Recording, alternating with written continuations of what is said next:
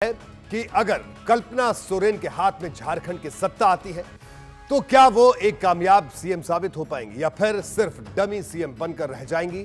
कौन है कल्पना सोरेन, कैसा है उनका व्यक्तित्व और मौजूदा सियासी उठापटक में अगर वो मुख्यमंत्री का पद संभालती है तो सरकार को कितना चला पाएंगी? इन तमाम सवालों का जवाब रिपोर्ट के इस हिस्से में देखिए। पहिया एक तो नहीं होता, साइकिल भी चलने के लिए 2 चाहिए, ऑटो चलने के लिए 3 चाहिए, गाड़ी चलने के लिए 4 चाहिए।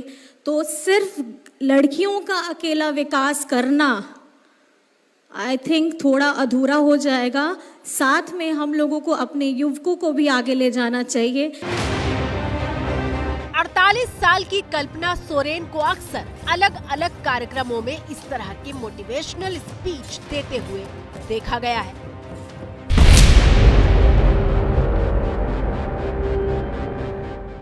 आपके चेहरे का जो चमक है, आपके शरीर की जो बनावट है, वो आपको ईश्वर ने दी है, लेकिन आप खुद में ईश्वर हैं क्योंकि आप एक जननी हैं।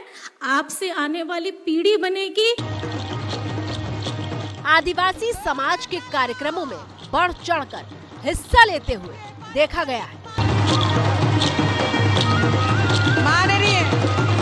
माननीय मुख्यमंत्री जी की धर्मपत्नी श्रीमती कल्पना सोरेन जी, जोरदार तालियां। कल्पना सोरेन भाषण भी देती है, महिलाओं के विकास और उन्हें बराबरी का हक मिलने के मुद्दे पर बेबाकी से अपनी राय भी रखती है। झारखंड ने कल्पना सोरेन को मुख्यमंत्री हेमंत सोरेन की पत्नी के तौर पर, एक पढ़ी लिखी महिला के तौर पर और संजीदा तरीके से अपनी बात रखने वाली नारी के तौर पर कई बार देखा है। हारिएगा, 100% हारिएगा, लेकिन डरना नहीं है क्योंकि हार के 1 बार, 2 बार, 3 बार आप किसी की भी कहानी पढ़ लीजिए। अगर कोई किसी भी तरीके से कामयाब है, अपने क्षेत्र में कहीं भी कामयाब है, तो उसने गिर गिर के ही सीखा है। लेकिन कल्पना सोरेन सीधे तौर पर कभी राजनीति का हिस्सा नहीं रही। ऐसे में अगर वो सीधे सीएम बनाई जाती हैं तो क्या होगा, ये सवाल हर किसी के जहन में कौंध रहा है। देखिए, जब कोई बिल्कुल नया व्यक्ति से राजनीति का अनुभव नहीं है, प्रशासन का अनुभव नहीं है, गठजोड़ राजनीति का अनुभव नहीं है, जब वो मुख्यमंत्री बनता है तो हमेशा उसके पीछे सलाहकारों की एक जमात होती है। खुद उनके पति हों चाहे पिता हों, वो पूरा तरह प्रशासन चलाने में उनकी मदद करते हैं। अफसरों, विश्वसनीय अफसर होते हैं, वो खड़े होते हैं, वो उनकी पूरी मदद करते हैं और इसके जरिए वो राजनीति चला पाते हैं। आपकी स्क्रीन पर मौजूद ये तस्वीरें ओडिशा के भुवनेश्वर में प्राचीन लिंगराज मंदिर की हैं, जहां झारखंड के सीएम हेमंत सोरेन अपनी पत्नी कल्पना सोरेन के साथ पहुंचे थे। दोनों ने भगवान भोलेनाथ के मंदिर में पूरे विधि विधान से पूजा अर्चना भी की थी। दरअसल कल्पना सोरेन का रिश्ता ओडिशा से ही है। कल्पना ओडिशा के मयूरभंज की रहने वाली है। हेमंत सोरेन और कल्पना की शादी करीब 17 साल पहले 2006 में हुई थी। हेमंत और कल्पना के 2 बच्चे हैं। कल्पना रांची में अपना प्ले स्कूल चलाती है।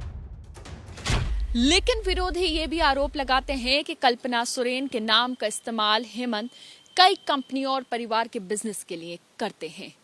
हेमंत सोरेन पर यह भी आरोप लगा था कि उन्होंने अपनी पत्नी के मालिकाना हक वाली कंपनी की जमीन का आवंटन गलत तरीके से किया था। ये आरोप तो पुराने हैं, लेकिन ताजा घटनाक्रम में तो कुर्सी ही बदलने वाली है। ईडी ने हेमंत सोरेन को 7वां नोटिस 29 दिसंबर को भेजा था। ईडी ने अपने नोटिस में लिखा था, जमीन के दस्तावेजों में हेराफेरी से जुड़े एक मामले की जांच के लिए सीएम से पूछताछ जरूरी है।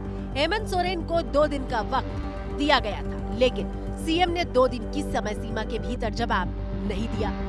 ईडी के कड़े कदम उठाने की चर्चा इसलिए भी हो रही है क्योंकि ईडी ने हेमंत सोरेन को भेजे गए अपने पत्र को आखिरी समन के तौर पर लेने की बात कही थी।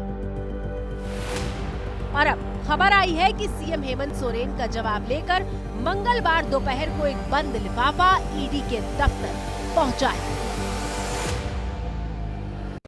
कहते हैं राजनीति में संकेतों का मतलब बहुत बड़ा होता है। आपकी स्क्रीन पर मौजूद इन तस्वीरों के भी कई संकेत निकाले जा रहे हैं। कहने को तो सीएम हेमंत सोरेन अपने माता पिता से मुलाकात कर रहे हैं, उनसे आशीर्वाद ले रहे हैं, लेकिन विधायक दल की बैठक से ठीक एक दिन पहले इन तस्वीरों के भी कई मायने निकाले जा रहे हैं। चलिए अब आपको बताते हैं कि आखिर वो कौन सी फांस है जिसके फेर में फंसकर सत्ता की कुर्सी हेमंत के हाथ से निकलने वाली है। शुरुआत होती है इस तस्वीर से। झारखंड की राजधानी रांची से करीब 30 किलोमीटर दूर है अनगढ़ा का ये इलाका। ये इलाका काले पत्थरों के लिए जाना जाता है और इसी अनगढ़ा के काले पत्थर की फांस झारखंड के मुख्यमंत्री हेमंत सोरेन के नाम के साथ चिपक गई है। जमीन घोटाले का खुलासा साल 2022 के फरवरी महीने में हुआ था। तब झारखंड के पूर्व मुख्यमंत्री रघुवर दास ने दावा किया था कि मुख्यमंत्री ने अपने पद का दुरुपयोग किया है। इन आरोपों के बाद एबीपी न्यूज संवाददाता मनोज्ञा लोईवाल अनगढ़ा में उस जमीन तक पहुंची थी जिसे लेकर हेमंत सोरेन पर घोटाले के आरोप लगे थे। जो एड्रेस दिया गया है वो है प्लॉट नंबर 482, खाता नंबर 187, ब्लॉक अंगड़ा। लेकिन जो एफिडेविट फाइल किया गया है चुनाव आयोग में उसमें लिखा है खाता नंबर 87, प्लॉट नंबर 482, यानी कि 187 को यहाँ पर 87 लिखा गया है। 87 और 187 का अंतर ये नहीं है। सच्चाई ये है कि क्या कुछ बातों को छुपाया गया है। इस मामले का खुलासा होते ही 2022 में हेमंत सोरेन की कुर्सी खतरे में पड़ गई थी और फिर इसके बाद एक एक करके कई फाइलें खुलती चली गई, जिसकी वजह से सीएम सोरेन कानूनी शिकंजे में फंसते चले गए। और फिर मई 2022 से हेमंत सोरेन के करीबियों पर अलग अलग मामलों में कानून का शिकंजा कसने लगा था, जिसका एक सिरा हेमंत सोरेन तक पहुंच रहा था। 11 मई 2022 को आईएएस पूजा सिंघल को मनी लॉन्ड्रिंग केस में गिरफ्तार किया गया। हेमंत सोरेन के विधायक प्रतिनिधि पंकज मिश्रा को 19 जुलाई 2022 को गिरफ्तार किया गया। और इन्हीं सब मामलों की जांच के दौरान अप्रैल 2023 में ईडी ने रांची के बड़गाई अंचल के राजस्व अधिकारी भानु प्रताप के घर छापेमारी की। इस छापेमारी के दौरान कई सारे जमीनों के दस्तावेज मिले और इन्हीं दस्तावेजों को लेकर सीएम से ईडी कई सारे सवालों के जवाब जानना चाहती है, जिस पर नोटिस दिए जाते रहे।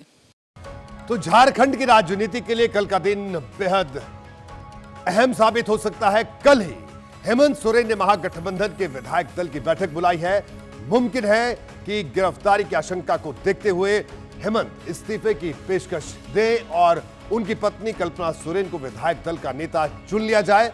तो भारत की बात में मुझे दीजिए इजाजत। आगे देखिए जगविंदर पटियाल के साथ पब्लिक इंटरेस्ट। नमस्कार।